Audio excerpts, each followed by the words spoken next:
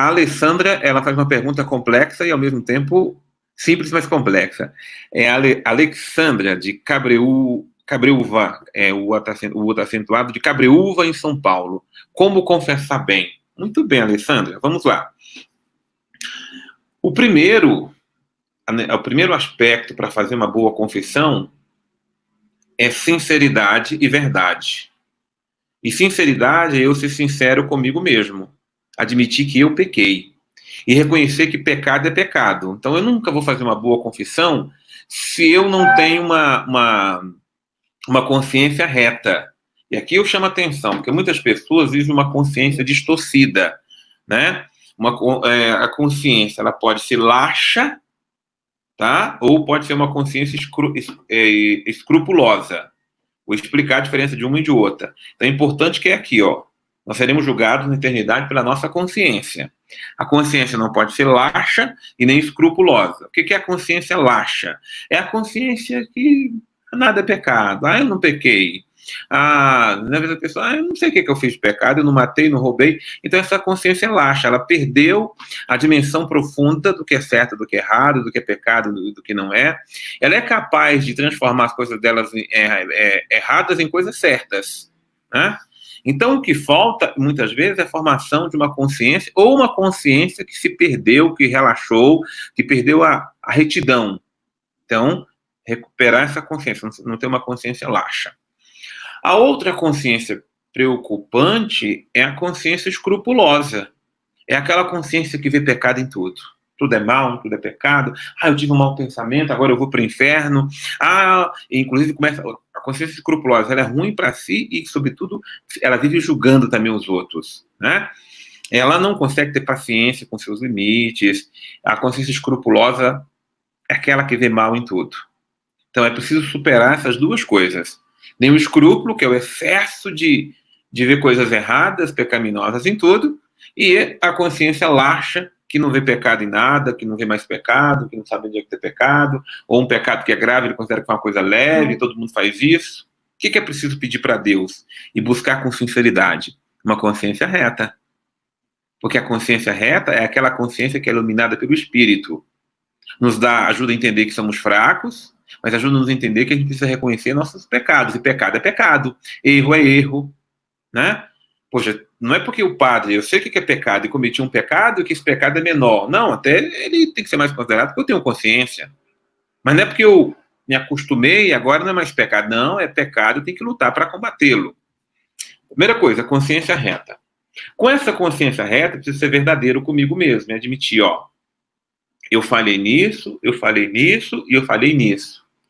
E não procurar me justificar, mas procurar reconhecer o pecado, ainda que eu tenha cometido ele dezenas de vezes. Mas é importante reconhecer que esse pecado eu cometi.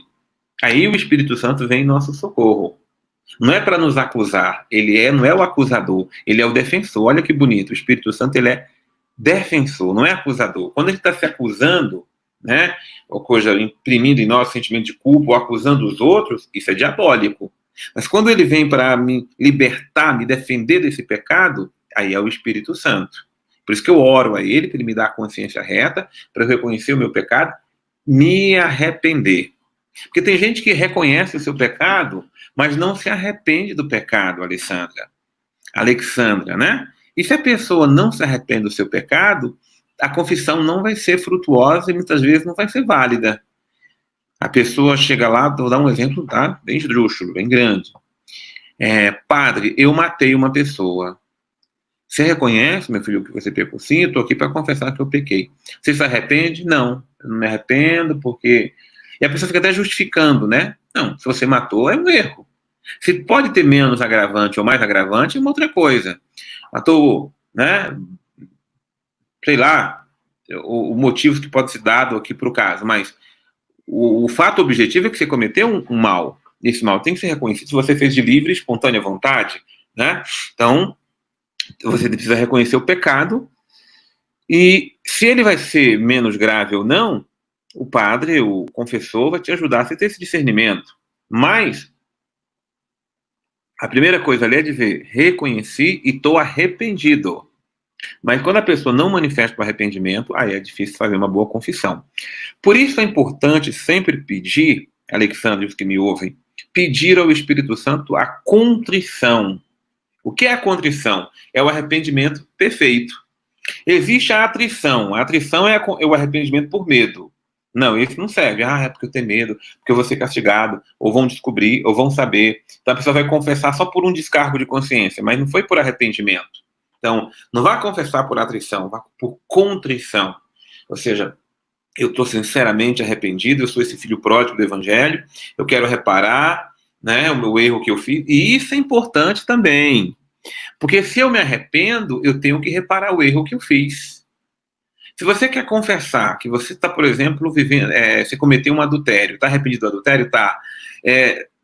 Vai fazer de novo? Não. Vai reparar. Então eu preciso me reparar, eu preciso agora me afastar e tirar tudo aquilo que me levou a cometer esse mal. Né? Eu roubei alguém, está arrependido? Estou. Devolva. Talvez não dê para eu devolver, mas comigo não vai ficar o que eu roubei.